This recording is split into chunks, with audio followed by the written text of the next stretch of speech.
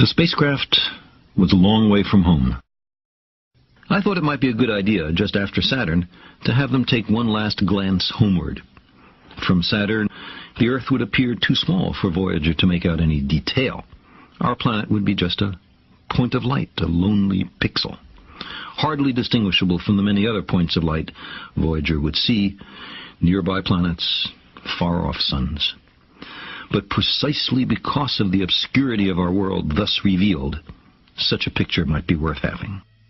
It had been well understood by the scientists and philosophers of classical antiquity that the Earth was a mere point in a vast, encompassing cosmos. But no one had ever seen it as such. Here was our first chance, and perhaps also our last, for decades to come. So, here they are. A mosaic of squares laid down on top of the planets, and a background smattering of more distant stars. Because of the reflection of sunlight off the spacecraft, the Earth seems to be sitting in a beam of light, as if there was some special significance to this small world. But it's just an accident of geometry and optics. There is no sign of humans in this picture. Not our reworking of the Earth's surface, not our machines, not ourselves.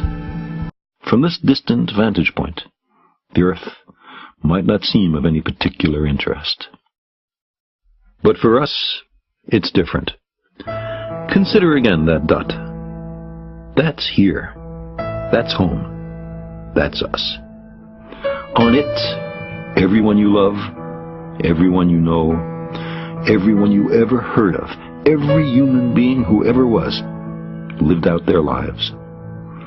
The aggregate of our joy and suffering, thousands of confident religions, ideologies, and economic doctrines, every hunter and forager, every hero and coward, every creator and destroyer of civilization, every king and peasant, every young couple in love, every mother and father, hopeful child, inventor and explorer, every teacher of morals, every corrupt politician, every superstar, every supreme leader, every saint and sinner in the history of our species lived there, on a mote of dust, suspended in a sunbeam. The Earth is a very small stage in a vast cosmic arena. Think of the rivers of blood spilled by all those generals and emperors, so that in glory and triumph they could become the momentary masters of a fraction of a dot.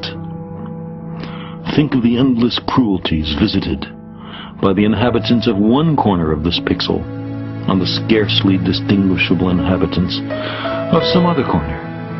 How frequent their misunderstandings, how eager they are to kill one another, how fervent their hatreds.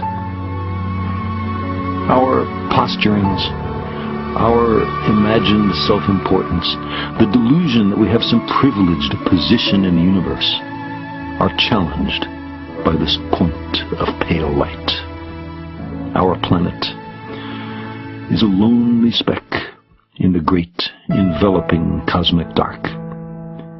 In our obscurity, in all this vastness, there is no hint that help will come from elsewhere to save us from ourselves. The Earth is the only world known so far to harbor life. There is nowhere else, at least in the near future, to which our species could migrate. Visit? Yes. Settle? Not yet. Like it or not, for the moment, the Earth is where we make our stand.